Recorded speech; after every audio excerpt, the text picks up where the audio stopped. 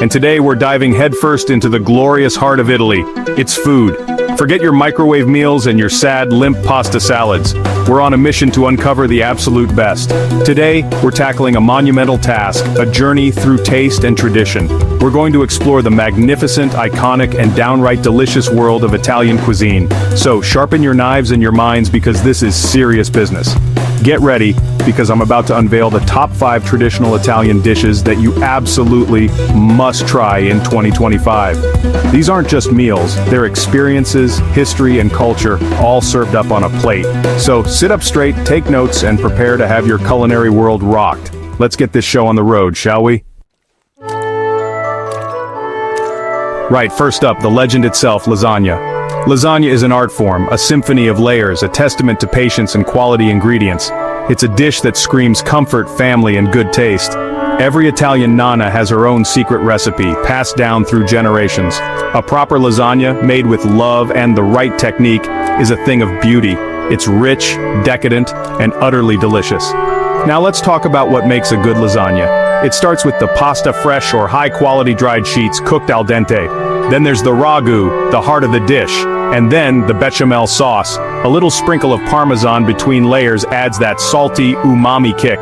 And the cheese on top, a generous layer of Parmesan, maybe a bit of mozzarella, baked until golden brown and bubbling.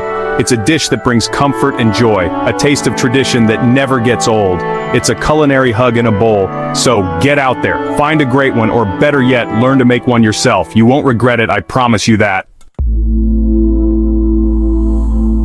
Next on our list, the magnificent risotto. Risotto, when done correctly, is a masterpiece of texture and flavor. It's creamy, luxurious, and a testament to the magic of simple ingredients. The key to a brilliant risotto lies in its ingredients. First, the rice arborio, carnaroli, or violone nano. Then you need a good quality stock. The preparation method is where the magic happens. It starts with toasting the rice, or tostatura. Once toasted, deglaze with a splash of dry white wine. Add hot stock, 1 ladleful at a time, stirring continuously. The rice should be al dente cooked through, but with a slight bite. Finish with cold, diced butter and freshly grated Parmesan. This emulsifies the fats and starches, creating an even creamier finish. Risotto is a versatile canvas for incredible flavors. It's elegant, comforting, and when made well, utterly sublime. Alright, let's move on to a real showstopper, Asabuko. This dish is a testament to the magic of slow cooking. The star of Asabuko is the veal shank. Specifically, cross-cut veal shanks about 1.5 inches thick. The cut is crucial because it exposes that glorious marrow in the center of the bone. The preparation starts with dredging the veal shanks in seasoned flour and browning them beautifully on all sides. Once the shanks are browned, you build your flavor base with a sofrito of onions, carrots, and celery. Then in go some aromatics, garlic, bay leaf, and a splash of white wine to deglaze the pan. The shanks are then returned to the pot, nestled into the vegetables, and then comes the braising liquid. Traditionally, this would be a combination of white wine and a good quality broth. The liquid should come about halfway up the sides of the shanks. Then it's all about low and slow. Cover the pot and let it simmer gently for 2 to 3 hours, or until the meat is fork tender. The most famous variation is Asabuko alla Milanese, served with risotto alla Milanese. Another key component is gremolata, a simple condiment made from parsley, lemon zest, and garlic.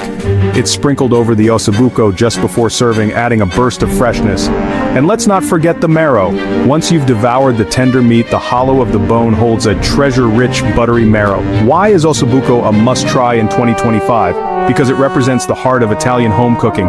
It's a dish that's both rustic and elegant, deeply satisfying, and incredibly flavorful. In a fast-paced world, Asabuko reminds us of the joy of slowing down. So if you see Asabuko on a menu, and it's made with care and attention, order it.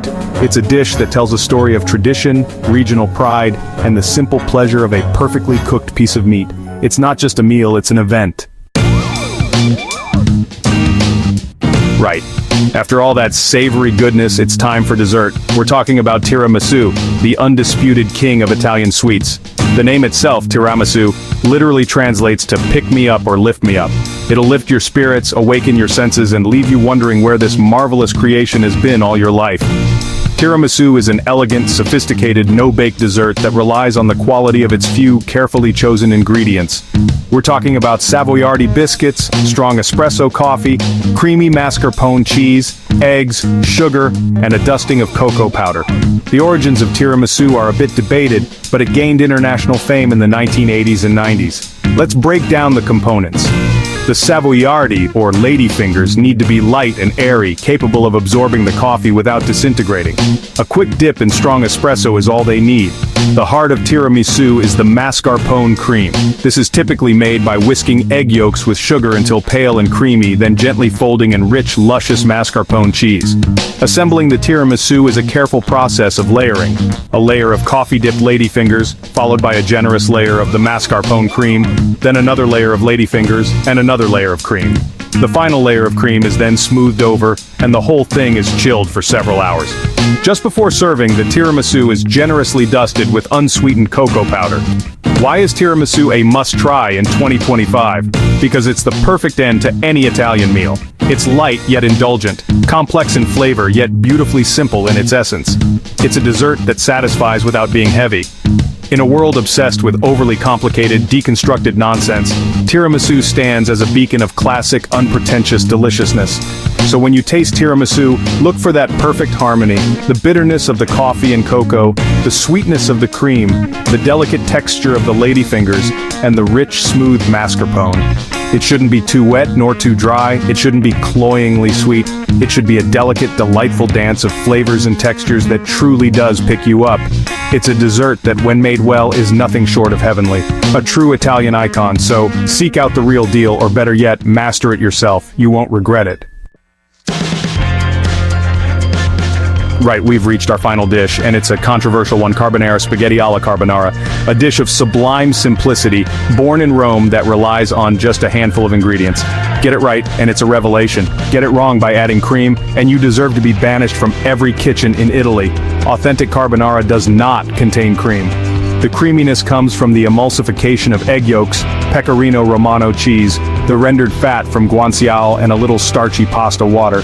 The essential ingredients for a proper carbonara are few but mighty. First, guanciale cured pork jowl or cheek, not pancetta, and definitely not bacon. Next, eggs, specifically fresh egg yolks. The yolks provide richness and help create that luscious, creamy sauce. Then, the cheese pecorino romano, a hard, salty Italian cheese made from sheep's milk. And of course, black pepper, lots of freshly cracked black pepper. The pasta itself is usually spaghetti, though bucatini, rigatoni, or fettuccine can also work. The key is to cook it al dente, and crucially, to reserve some of that starchy pasta cooking water. The method is swift and requires focus. While the pasta cooks, you render the guanciale until it's crispy. In a separate bowl, you whisk together the egg yolks, a generous amount of finely grated pecorino romano, and plenty of black pepper. Once the pasta is cooked al dente, you drain it and immediately toss it in the pan with the hot guanciale and its rendered fat. Then, working quickly off the heat, you add the egg and cheese mixture to the hot pasta, tossing vigorously. Add a splash of the reserved pasta water to help create a smooth, glossy, emulsified sauce. Why is carbonara a must-try in 2025? Because in an age of overcomplication, carbonara is a shining example of how a few simple, high-quality ingredients can create something truly extraordinary. It's a testament to Italian resourcefulness and culinary genius. It's quick to make, incredibly satisfying, and when done right, it's one of the most delicious pasta dishes on the planet. It's a dish that demands respect for its ingredients and technique. If your ingredients are subpar or your technique is sloppy, it will show. But when you nail it, it's a moment of pure, unadulterated joy. So seek out the real deal, or better yet, master it yourself. Alright, that's your lot for today. We've journeyed through the glorious, mouth-watering world of Italian cuisine. We've covered lasagna, risotto, Asabuko, tiramisu, and carbonara. 5 dishes that are more than just food. They're a taste of Italy's heart and soul. Thanks for sticking around and not wandering off. Now don't just sit there. Hit that like button, drop a comment below, and subscribe to the channel. We've got plenty more deliciousness coming your way. Let me know, which one of these Italian masterpieces are you going to try and make? Or which one are you now desperate to hunt down in a proper, authentic Italian restaurant? So, until next time, get cooking, eat well, And don't you dare put cream in your carbonara. Ciao for now.